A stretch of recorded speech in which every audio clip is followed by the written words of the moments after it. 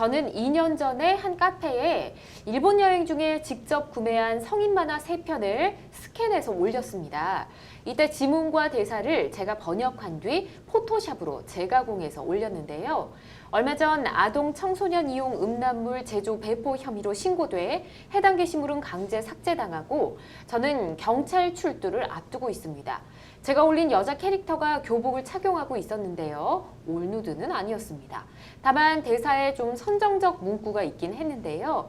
이게 아동 청소년 이용 음란물과 관련이 있는 건가요? 라고 보내주셨네요.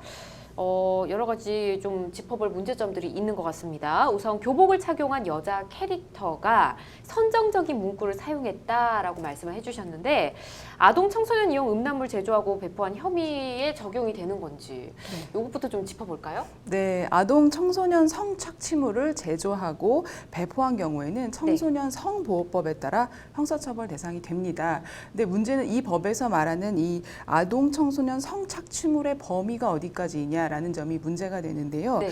청소년 성보호법에 의하면 아동 청소년 또는 아동 청소년으로 명백하게 인식될 수 있는 사람이나 사물, 표현물이 등장해서 성행위나 그 밖에 성적 행위를 하는 것을 표현하는 것을 이제 필름, 비디오물, 게임물 또는 컴퓨터나 그 밖에 통신 매체를 통해 화상, 영상 등의 형태로 이제 된 것을 말을 합니다. 그래서 여기서 문제되는 것이 실제가 아닌 가상 창작물에 해당하는 만화가 청소년 착취 음란물에 해당하는지 여부가 이제 문제인데 대법원 판례에 의하면 해당된다고 보고 있습니다.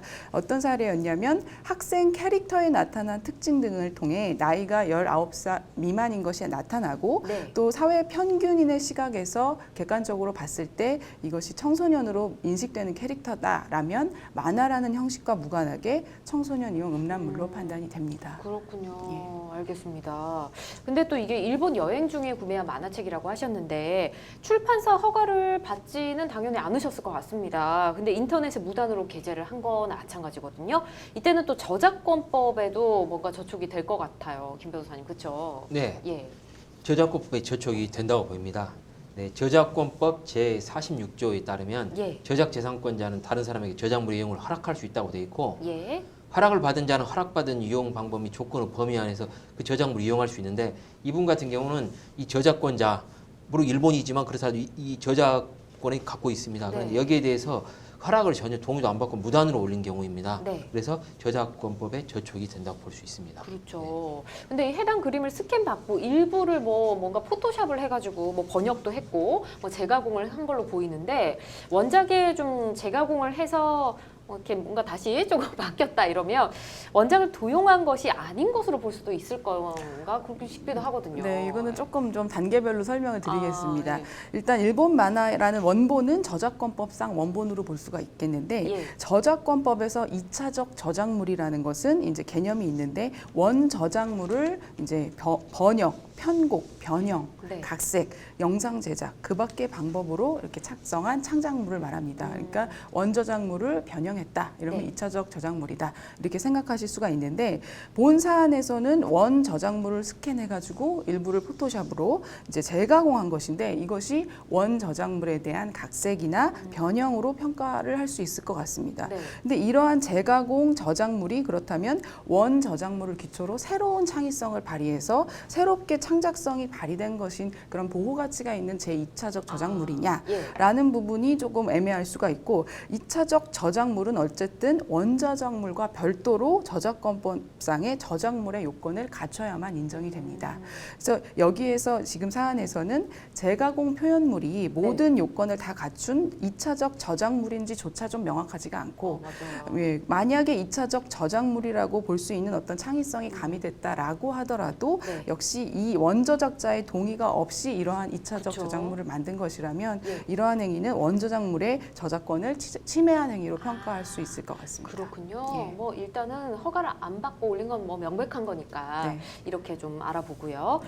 일부 캐릭터는 선정적으로 보여질 수도 있지만 일반인이 봤을 때 이 선정성의 기준을 좀 판단하기는 굉장히 애매할 것 같거든요. 그림이나 사진의 연령 등급에 관해서 뭔가 정해진 기준이나 규정이나 이런 게 있을까요? 네, 있습니다. 청소년보호법 제8조 제1항에 따르면 청소년보호위원회와 각 심의기관은 청소년 유해 매체물로 심의 결정하지 아니한 매체물에 대하여는 이용 대상 청소년의 나이에 따른 등급을 구분할 수 있다고 되어 있습니다. 네. 그래서 청소년 유해 매체물이 아닌 경우에도 이 연령 등급이 적용이 되거든요. 예. 그러면 이제 청소년 보호법 시행령 제8조 제1항에 따르면 청소년 보호위원회와 각 심의기관은 이제 9세 이상, 12세 이상, 15세 이상 가 이런 식으로 세 단계로 구분을 해가지고 9세 이상 청소년이 이용할 수 있는 매체물, 12세 이상 청소년이 이용할 수 있는 매체물, 15세 이상 청소년이 이용할 수 있는 매체물로 구분하여 등급을 시행하고 있습니다. 그렇군요. 알겠습니다. 저희가 연관된 여러 가지를 좀 함께 짚어봤는데요. 우선은 경찰에 가셔야 될 지금 상황이시잖아요. 가서 말씀을 좀 잘하셔야 될 것 같습니다. 이렇게 답변 드릴게요.